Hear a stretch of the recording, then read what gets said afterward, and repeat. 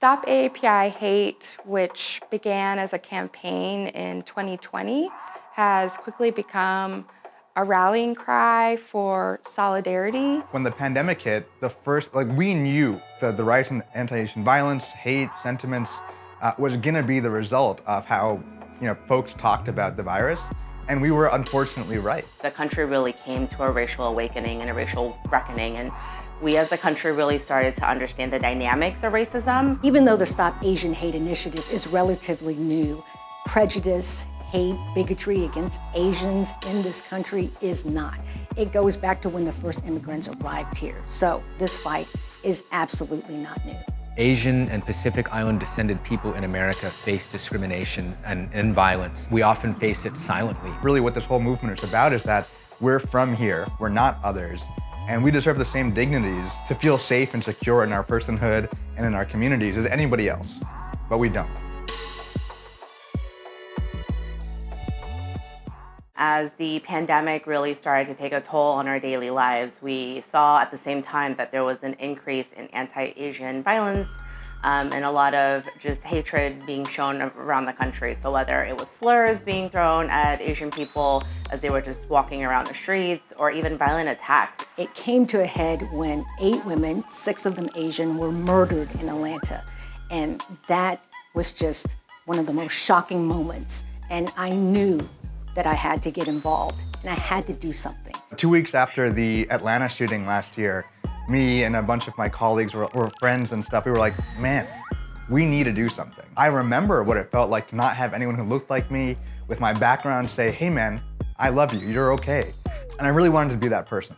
We as a community have been mostly silent. We haven't been unified and we haven't been vocal. And I think this is our opportunity, and this is by necessity, we're coming together, we're standing up and saying, we are human beings. The discrimination that we face is unjust, and we're gonna speak up against it. It is a really catchy hashtag, but it goes a lot deeper than that. This isn't something that is new and not isolated to pandemic time. This is something that our communities have always been organizing and fighting and speaking out against.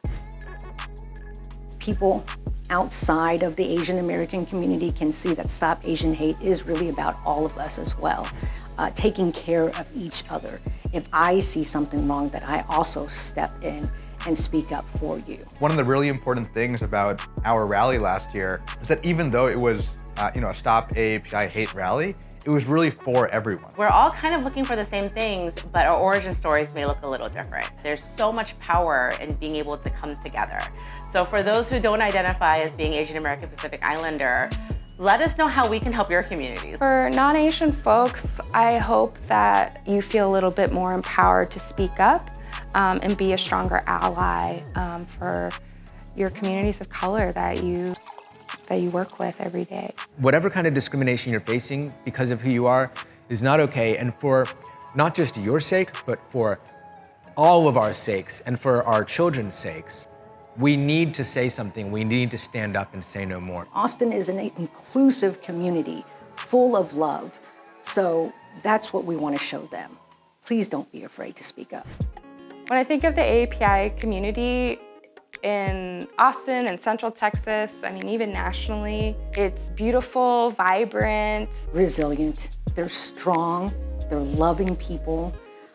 They're hardworking. My hope for the AAPI community is for us to be seen and for people to recognize that our diversity, our rich cultural and heritage is what makes us unique and special, and that we have always been American and we will continue to always be American. My hope is that one day we will be able not to ignore or pretend that there are not ethnic differences between people. As we're coming out of COVID-19, as we're returning to somewhat normal society, this is the time to take all of our learnings about race and community building and allyship and really take that and put it into action.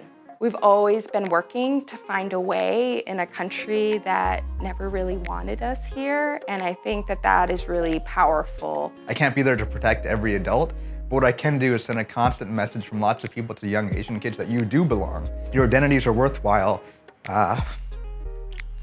and you're loved. There's people who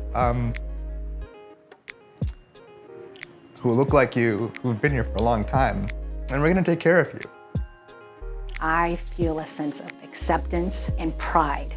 They've come so far, they've done so much, they've endured so much suffering, a lot of them. And to be able to be a success story here in Austin, I think it's incredible. I'm Lily True, and I am a proud Texan and child of immigrants. I'm Sohan, and I'm proud to be of Chinese descent. I'm Jenny Lee, and I'm proud to be Chinese American. I'm Satvik Alawalia. My parents are from India, and I'm proud to be an Indian American. My name is Aisha Khan, and I am a proud South Asian American.